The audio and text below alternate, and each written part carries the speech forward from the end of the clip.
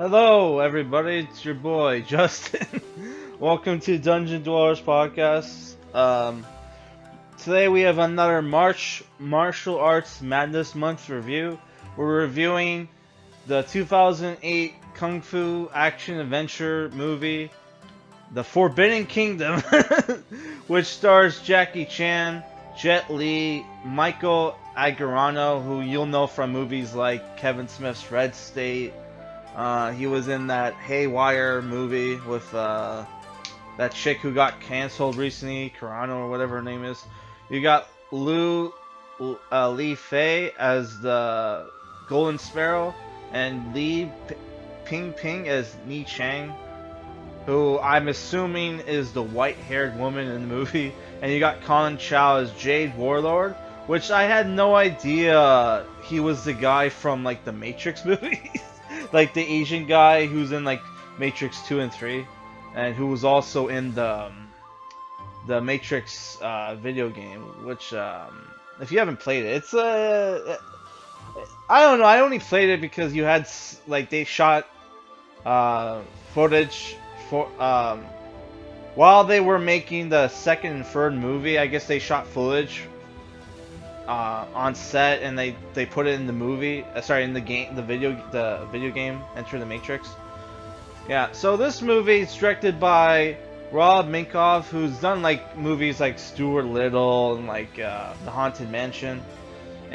But the movie has cinematography by Peter Pau, who's worked on Crouching Tiger, Hidden Dragon, and you got the action choreography is by Woo-Ping Yuen, who also worked on Crouching Tiger, Hidden Dragon. And I think he directed, I could be wrong, but I think he might have directed that Crouching Tiger, Hidden Dragon 2 movie, which sucked. But yeah.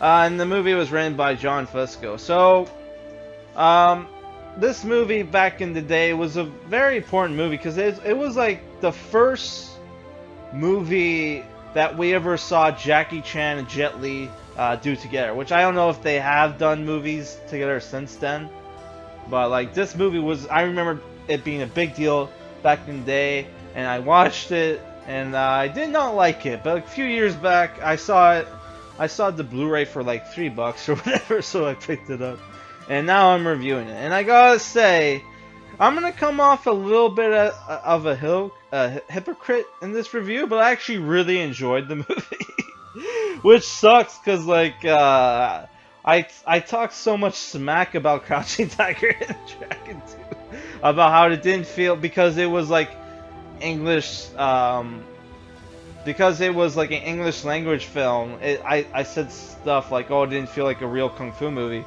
which my real problem with that movie is that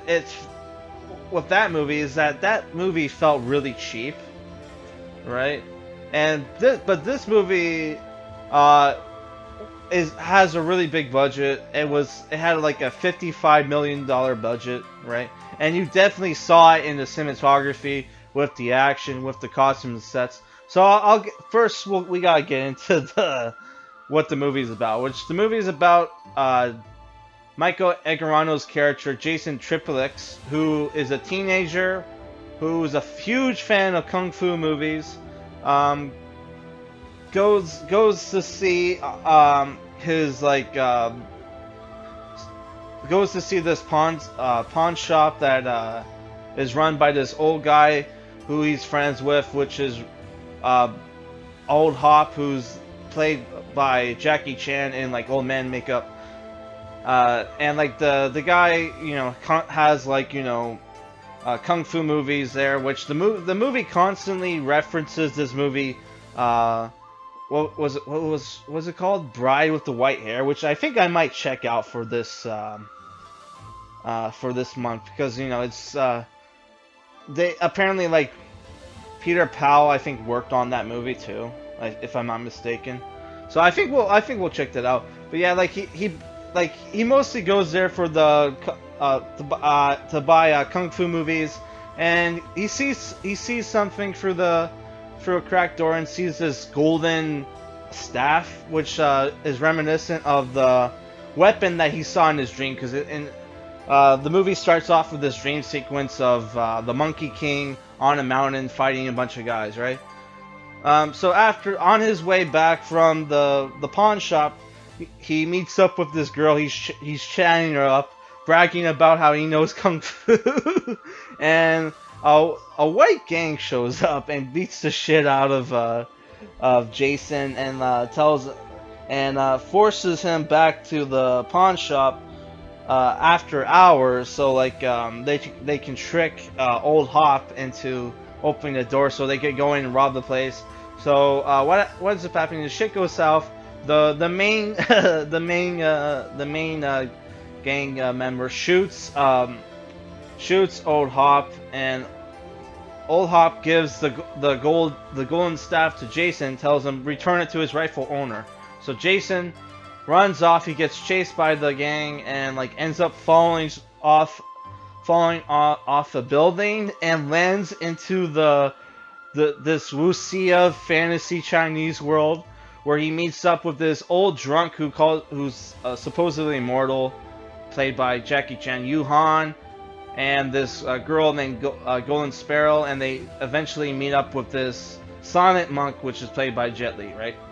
And they're on the journey to return the golden staff to the Monkey King, so the Monkey King can get rid of the tyrant Jade Warlord, right?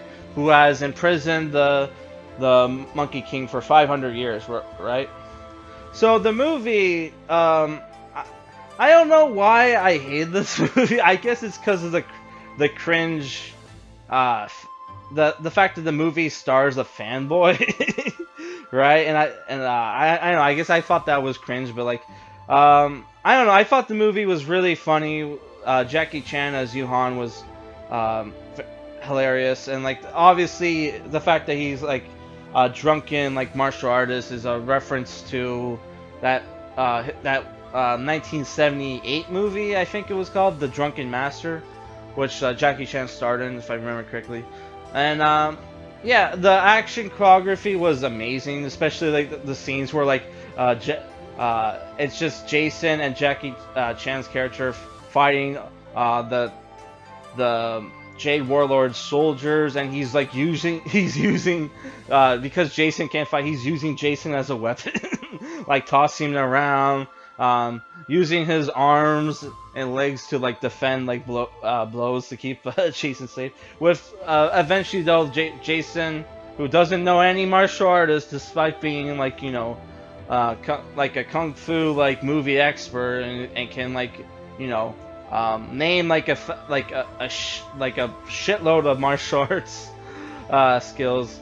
Doesn't know any martial arts himself, which he's eventually trained by Wu Len and the Silent Monk, which is Jackie Chan, Jet Li, who bicker with each other, don't like each other at first.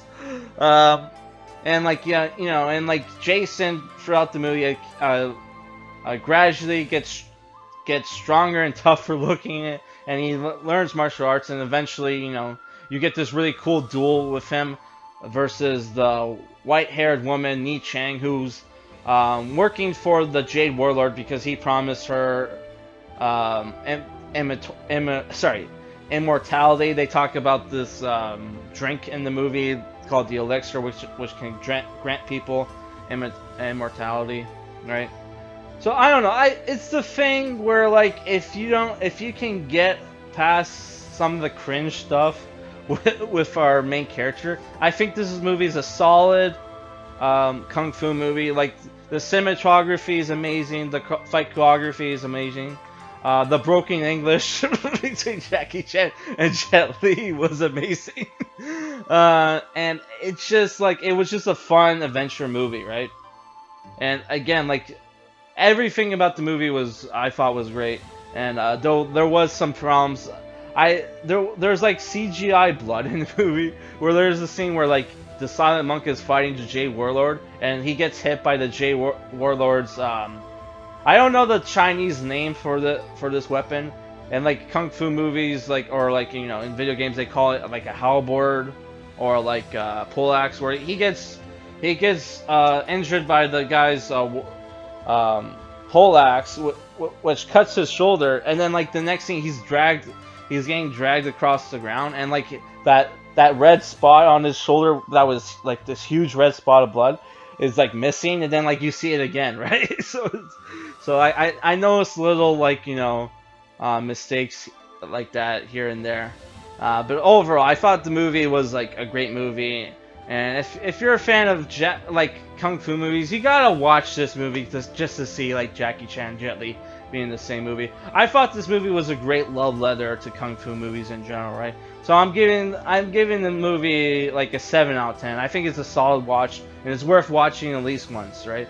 So our next martial arts madness month review, I thought we should watch at least a couple old kung fu movies like from the 60s and 70s. So I have the Shaw Brothers collection here, which comes with 4 kung fu movies, the heroic ones, the Battle Wizard, which I think I've seen this, but I'm not 100% sure. You got, I also got in this collection, the Duel of the Century, which is not the Duel of the Century, which is not the Duel movie that I thought it was, because like, one of my favorite kung fu movies is like a movie, I think it's called The Duel, I'm not 100% sure, but it's basically about how like every 100 years in China has this competition with Japan where they send like, Japan sends its greatest swordsmen to fight China's greatest swordsman, and they have this like awesome fight, and there's like this subplot where the Japanese ninjas are trying to kidnap like great Chinese martial artists, and then there's like a subplot where the family who hosts the competition used to be considered the greatest swordsman in China, but wants to kill like all the great swordsmen or whatever the fuck reason, so they can like be renowned again. I can't remember, but yeah, I thought that was this movie, but it's a different movie. Yeah, so like if you haven't seen The Duel, check it out. I think that's what it's called. I'm not 100% sure. And the last movie on here is like Two Champions of Shaolin, right? So yeah, I have like pieces of paper 1 through 4 that represent these movies, and whichever number we get, we're gonna review that movie next. All right. Okay. So I picked one. Just so you know, like the heroic ones is 1, the Battle Wizard is 2, Duel of the Century is 3, Two Champions of Shaolin is 4. Just so you know, I'm not cheating or whatever. So I'm gonna unfold the paper and we're gonna see what we got. We got 4. So we got Two Champions of Shaolin that we're gonna review. Oh, that sucks. I wanted to review the Battle Wizard. Okay. So yeah, our next review for March Martial Art Madness Month is going to be Two Champions Shaolin. Alright guys, peace.